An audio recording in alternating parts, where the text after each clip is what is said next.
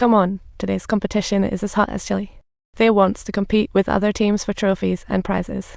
Real competition. Do you have medals? How many teams do you have?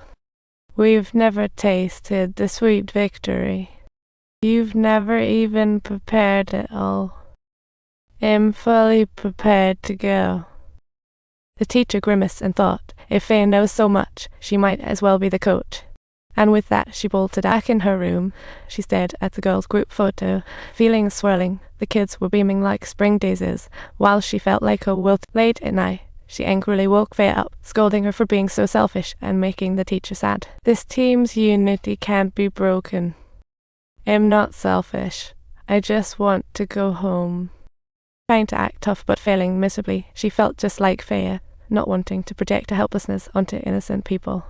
The next morning, while brushing her teeth under Daya's watchful gaze, she splashed her perfume around, and Daya instinctively bought it. Two proud girls made a pact to share their snacks, and Faye vowed to be a bit nicer to the teacher from now on. Maybe this way, the teacher won't be so hard on them. It might not be so bad after all. They schemed for some fun, and Faye suggested a secret makeup party in the dorm. The joyful commotion caught the teacher's attention from afar. As night fell, the girls crept out excitedly. They dressed themselves and the dorm, curling their hair and adorning themselves with freshly picked flowers while sneaking in some makeup. They huddled together, munching snacks and sipping drinks while chatting away, gradually forgetting to lower their volume. Meanwhile, the teacher sat downstairs, listening to their giggles and chatter. The noise drew the common room's attention. The teacher ordered silence, but the girls upstairs grew rowdier, pillow fighting. Feathers flew everywhere as Faye was spun around by the crowd, drowning in laughter. The ruckus caught the teacher's ear, and she carefully pushed the door open upon arriving upstairs. She stared at the panicked crowd and the tipsy Faye, and just like that, the party was over. The teacher didn't scold them, just reminded them to clean up the room, then took Faye away. Gently, she helped Faye remove her makeup, mumbling about her dream to travel the world while riding horses with South American pirates. Feeling uneasy, she secretly followed, but peeked through the door to see the teacher unbuttoning Faye's clothes. Shocked her, of course, she couldn't believe what she was seeing. In her shock, she turned and angrily fled. The next morning, as the party wrapped up, they finally saw it all. Faye marched ahead seriously, with the teacher nervously trailing behind, asking, "Are we playing tonight? Do you know this is a fairy tale game?" She was about to get caught by mischievous spirits, but couldn't bear the thought of the teacher's image shattering. In her panic, she chose to deceive herself and everyone else, while Faye stood tall, declaring she would expose everything the teacher had done to let everyone see her true colors, and with that, she turned and headed deep into the forest. The teacher approached with a complex expression, inquiring about the situation, while she kept shooting out questions, claiming she planned to travel the world again, but hinted at what she wanted to hear most. But she anxiously shook her head, saying Faye was spreading messages to slander her and force her out. With that attitude, all the girls saw it, without saying a word. They walked in the direction Faye had disappeared. The teacher watched like a ghost as the girls brawled for her. Faye sprinted with all her might, yet couldn't escape the encirclement of the girls.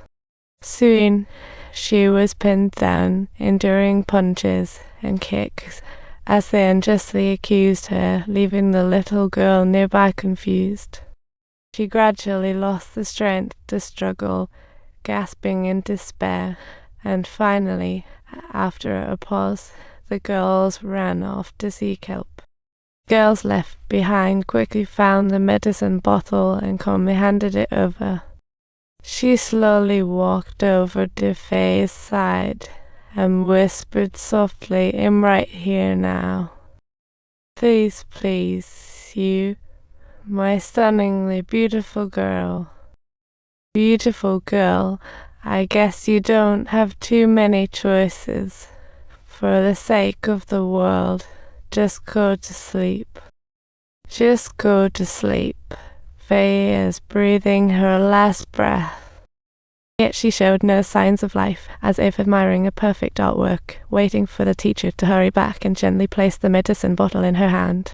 Prejudice, jealousy, and fear took away vibrant lives, forcing the teacher to face the sorrowful reality that they had not yet. Instead, it was the teacher who blindly spun her own web of lies to become a hero before these girls. "This is my lifelong secret," they lamented, their defenses crumbling.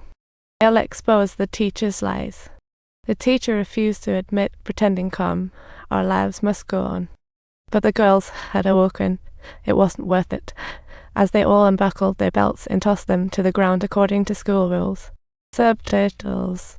They were required to obtain the teacher's explicit consent before they could unbuckle their belts. The candidness of the girls completely overwhelmed and broke her down, leaving her as the sole individual trapped in self-deception.